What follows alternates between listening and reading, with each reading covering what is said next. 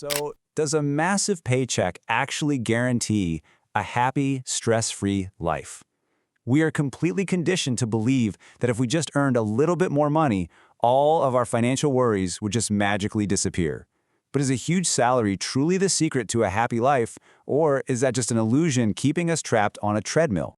Well, let's dive right in and bust a major myth straight out of the gate. How you act around money is way more important than how much you actually know about it. And critically, it's more important than how much you make. You could literally memorize every financial textbook on the planet, but if your emotions are driving your spending, you're always going to struggle. Welcome to This Explainer. Today, we're going to completely transform the concept of financial freedom. We're going to take it from this unattainable pipe dream that feels like it's only for the super rich and turn it into a clear, mathematical reality, one that you can start building right now, no matter what your current paycheck looks like. Here is our roadmap for today. We'll be covering 1. Financial psychology traps. 2. Frugal living versus stinginess. 3. Calculating financial freedom. 4. Smart salary tactics. And 5. Passive income machines. All right, let's kick things off with Section 1, Financial Psychology Traps. It's time to overcome your own mind. Look, having a small salary is incredibly tough, no doubt about it. But the real trap keeping you broke, it's usually right inside your own head. Think about it. Emotional spending. Buying things just because you had a rough day at work. Or social pressure, where you're constantly trying to keep up with the flexing you see on social media. And then there's short-term bias, where that instant hit of dopamine from a new purchase totally blinds you to your long-term stability. Honestly, these psychological traps destroy wealth way faster than a low salary ever could. This really comes down to the ultimate divide between those who barely survive and those who actually build wealth. It's all about having a passive versus an active mindset. A passive mindset means you're just sitting around waiting for a salary bump to save you, and you spend whatever's in your bank account before saving even crosses your mind. An active mindset, though, that means you take the wheel. You save first, and you actively hunt for ways to create new opportunities, no matter how small your starting point might be. Moving right along to Section 2, Frugal living versus stinginess. Let's find that balance. Whenever people hear save your money, they instantly picture this miserable life completely devoid of joy.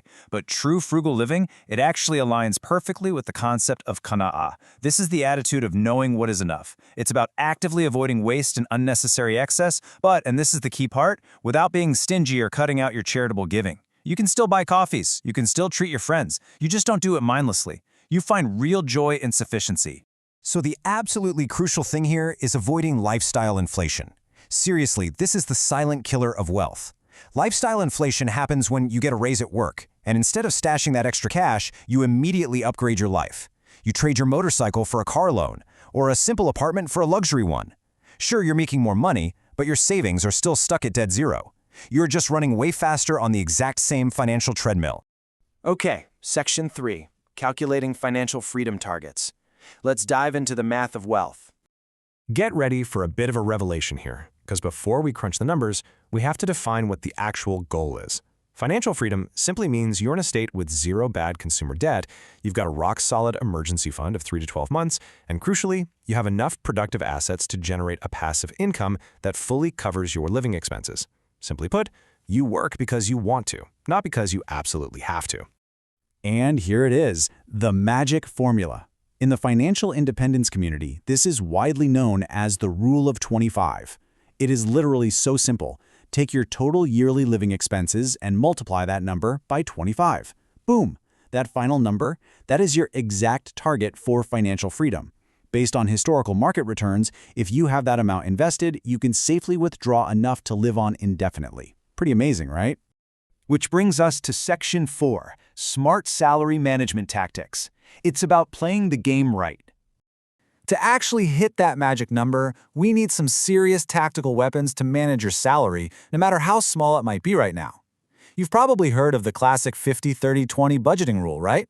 It suggests spending 50% on needs, 30% on wants, and 20% on savings.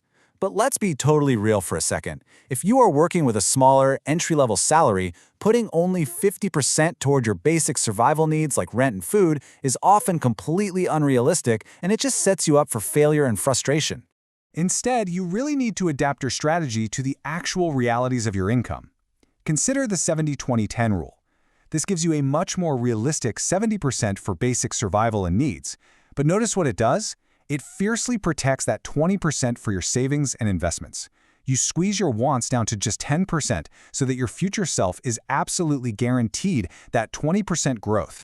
To execute this perfectly and stop those annoying daily money leaks, you've got to use the envelope system.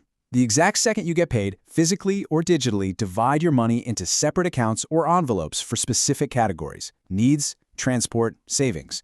The golden rule here: you never ever mix the funds. Once the entertainment envelope is empty, well, you're staying home. It forces discipline instantly. Finally, Section 5. Building passive income machines. Let's make your money work.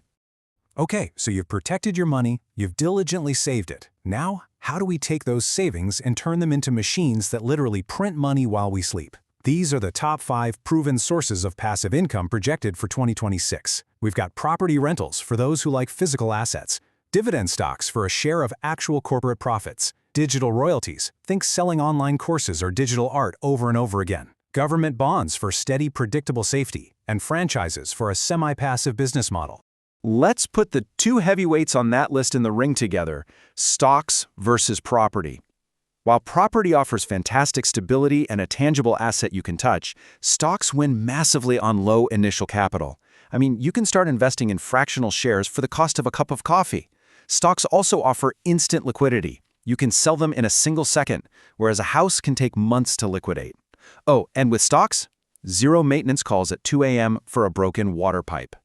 Historically, the data tells such a fascinating story.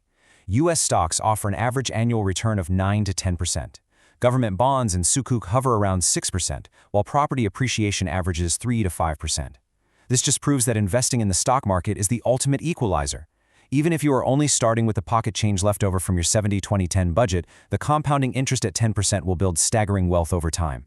So you are officially armed with the psychology to defeat your own mind, the exact mathematical formula to reach freedom, and the tactical budgeting rules to actually get you there. My final question to you is this: what single, active step are you going to take today to stop merely surviving your salary and start truly building your wealth?